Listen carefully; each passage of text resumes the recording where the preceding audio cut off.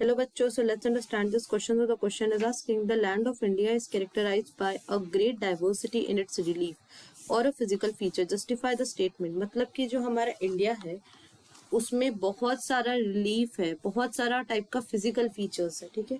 तो चलिए समझते हैं कि इस स्टेटमेंट का मतलब क्या होता है। तो इसका की कंसेप्ट होगा नॉर्दर्न प्लेन्स, पेनिसुलर प्लेटो और माउंटेन रेंज इन नॉर्थ, ठीक है। तो अब यहाँ पे क्वेश्चन ये आता है कि रिलीफ्स होते क्या है, राइट। तो जो ये हमारा रिलीफ होता है ना, वो आपका जैसे कि माउंटेन हो गया, जैसे हमारा हिमालय हो गया, ठीक है, और हमारा लाइक नॉर्दर्न प्लेन्स हो गया, प्लेटो हो गया। तो ये सब बहुत सारे फिजिकल फीचर्स है, ठीक है, हमारे इंडिया के। और चलिए समझते हैं। तो जो हमारा नॉर्दर्न प्लेन्स है, ठीक है, ये one of the most fertile agriculture area में आता है वर्ल्ड में, ठीक है।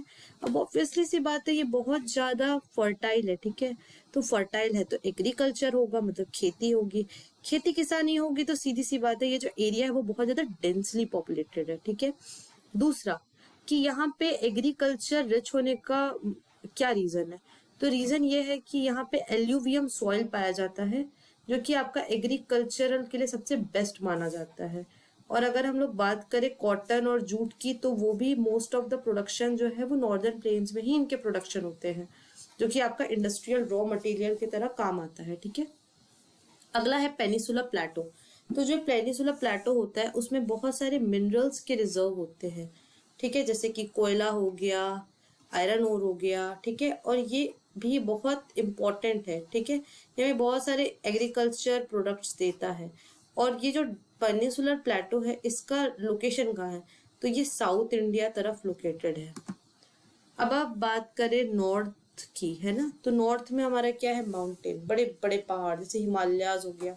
तो वो क्या रोल प्ले करते हैं कि वो बहुत सारा लाइक रेन कॉज करते हैं, क्योंकि वहाँ बहुत सारे फॉरेस्ट है, ठीक है। And we have like learn कि जो फॉरेस्ट है वो हमारा रेन कॉज करता है।